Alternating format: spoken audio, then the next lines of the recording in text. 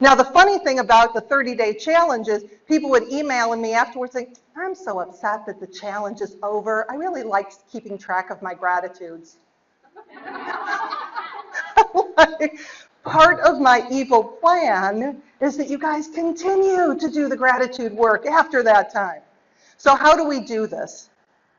There's a couple different practices. The first one, the morning journal. Okay? And I remember I mentioned the morning journal at one of my programs, and this woman totally got in my face. What do you expect me to give up as a message so I can keep this journal?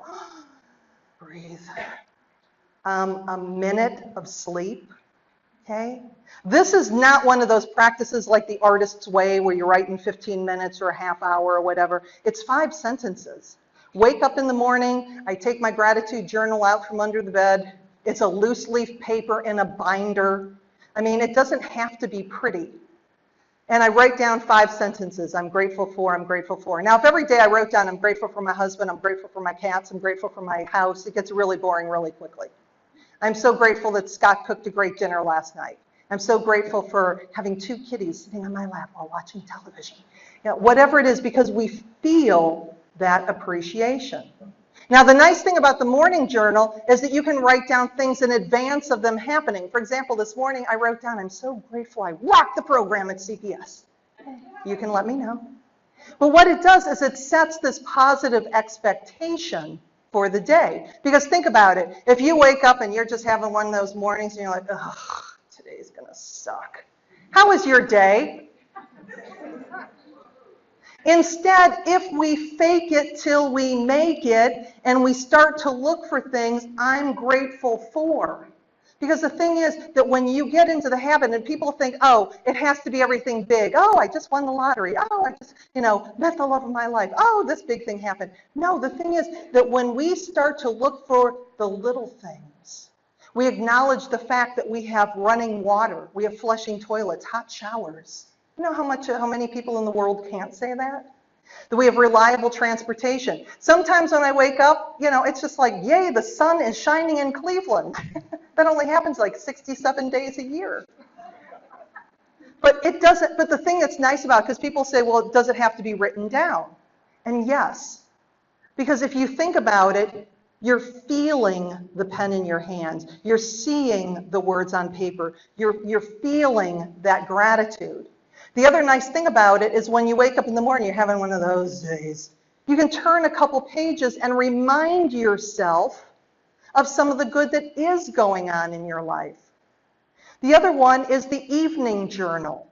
Before you go to bed at night, before you turn off that light, look back on your day and come up with 5 wins.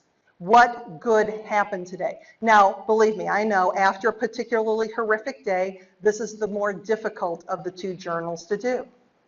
And maybe you can only get 1 or 2. It's fine. The point is that when it comes to the gratitude studies, people who have a regular practice of gratitude are awake less time before they fall asleep, they sleep more soundly, and they awaken more refreshed. So the moral of that story, count your blessings, not sheep. And the third practice, so the first one, morning journal, second one, evening journal. You might be wondering what those ABC blocks are up there for. That's a practice, it's a drug-free way to fall asleep called the ABCs of gratitude. Do any of you ever have those little voices that keep you awake at night? That remind you of all the things that you didn't get done during the day and all the things you have to get done tomorrow? Okay, it's just me again.